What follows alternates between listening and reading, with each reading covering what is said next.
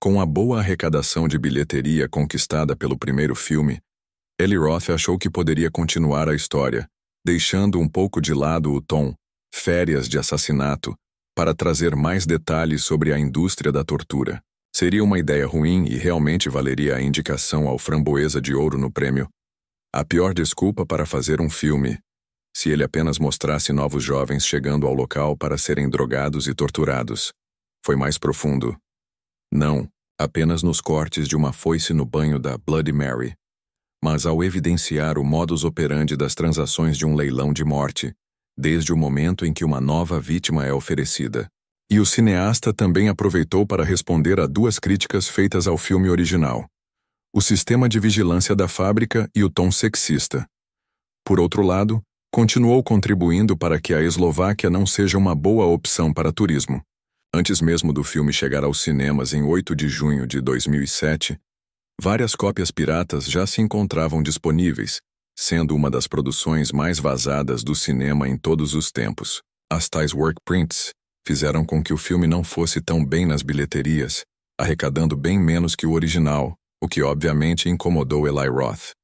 Fez apenas os 17 milhões de dólares durante toda a sua passagem pelos cinemas americanos, ao passo que o original tinha feito 19 maiores apenas no fim de semana de estreia.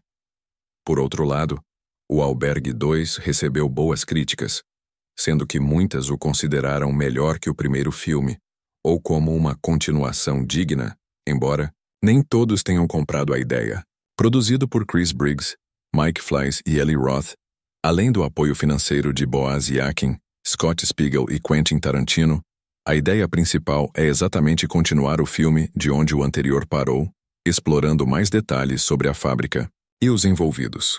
Começa com Paxton J. Hernandez sendo encontrado no trem após os eventos do primeiro filme. Levado ao hospital, ele conta tudo o que sabe aos médicos e aos policiais até que estes se revelam como parte do esquema, matando-o. Era um sonho. Ele acorda de um pesadelo ao lado da namorada Stephanie, Jordan Ladd, de Delivery Macabro e Cabana, do Inferno, que briga com ele sobre o uso de medicamentos e a necessidade de expor a indústria da tortura, algo que não o agrada pelo medo de ser encontrado pelos envolvidos.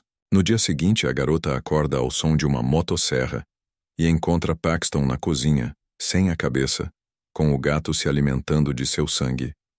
Após essa ótima introdução, o longa apresenta 3 garotas estudantes de arte: a rica Beth, Lauren German, de O Massacre da Serra Elétrica 2003, a amiga Whitney Bijou Phillips e a considerada esquisita Lorna, Heather Matarazzo de Pânico, partem para um spa na Eslováquia pela sugestão da modelo Axelle, Vera Jordanova. Elas chegam ao albergue do primeiro filme em um mesmo cenário, exibição do filme Pulp Fiction na recepção, e a boa oferta de quartos e diversão.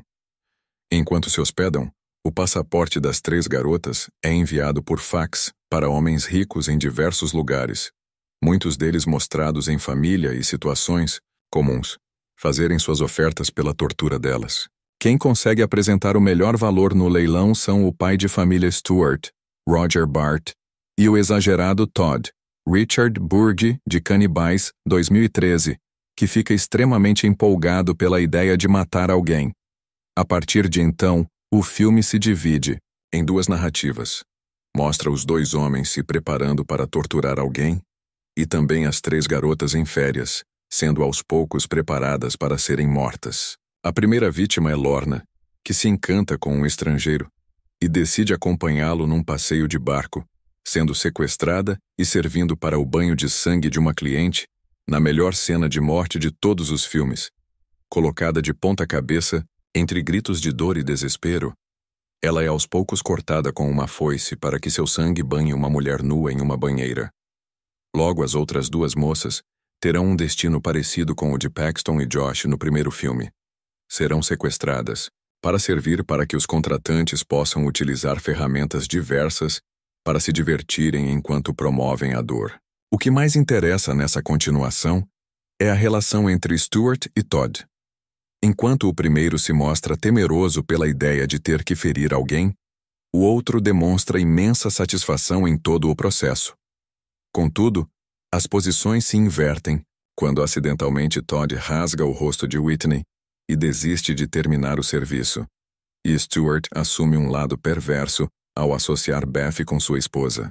Esses acidentes de percurso, tal qual o escorregão do cirurgião alemão no primeiro, são o que tornam o Albergue 2 bem interessante e criativo.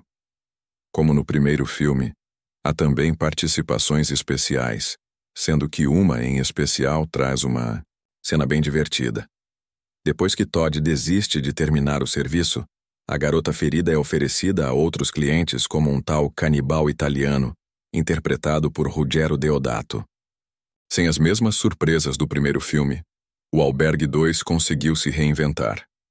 Os bastidores que envolvem a empresa de tortura, até mesmo justificando os cães tatuados, são interessantes, assim como o modo como tudo se resolve.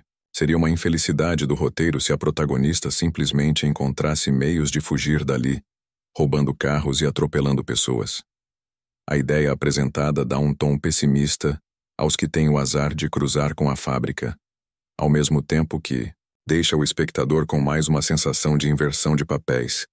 E tudo flui de maneira justificável, distante de um simples survival horror, como foi a proposta do primeiro.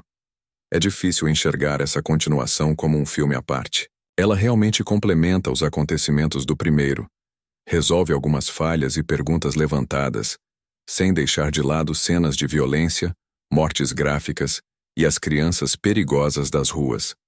Por essas correções, pode-se dizer que a segunda parte é levemente superior à primeira, por explorar novos caminhos e ampliar a mitologia proposta.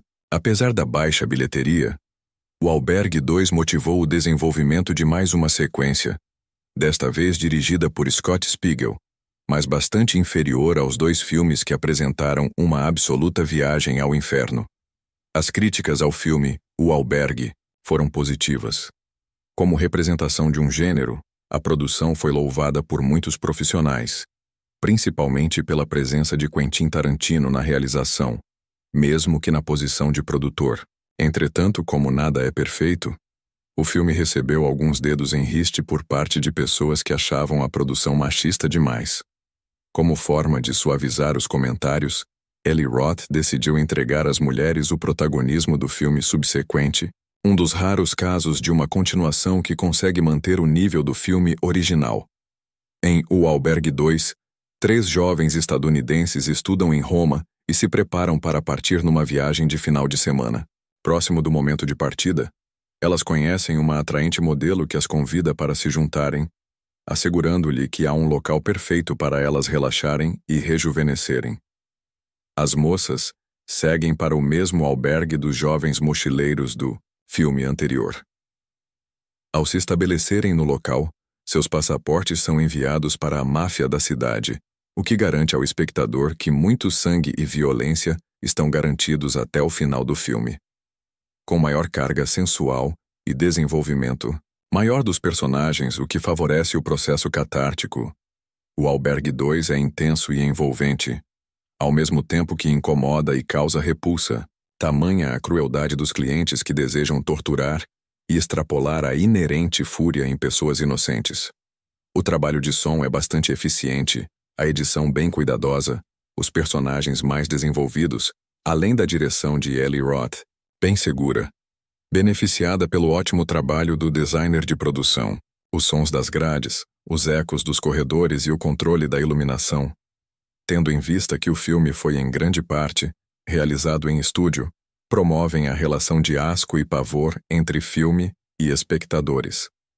Há várias cenas macabras, mas 2 merecem destaque. Numa festa popular, crianças assistem a uma apresentação de marionetes cheia de violência.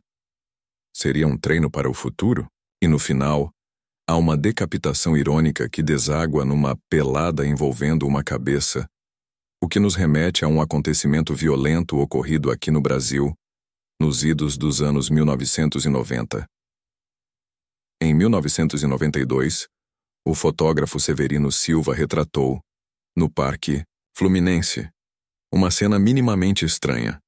Garotos pareciam jogar futebol com uma cabeça que teria sido desprendida do corpo de um homem executado por traficantes. A imagem foi publicada numa revista francesa e ilustrou uma reportagem chamada O Sangue do Brasil, o que causou um debate midiático imenso. No final das contas, mais uma prova de que o terror da vida real ganha realce nos filmes, e assim como dito em Pânico na Floresta, a realidade às vezes pode ser mais insana. Injustamente indicado ao prêmio Framboesa de Ouro de pior prelúdio, ou sequência, a produção tem as participações especiais de Ruggero Deodato e Edwige Fenisch, musa de Gialli dos anos 1970. Com uma abertura ao estilo Sexta-feira 13, parte 2, o filme apresenta o protagonista do filme anterior. O seu destino, fatídico, irônico e tenebroso. Curta o vídeo, comente e compartilhe. Inscreva-se no canal. Muito obrigado.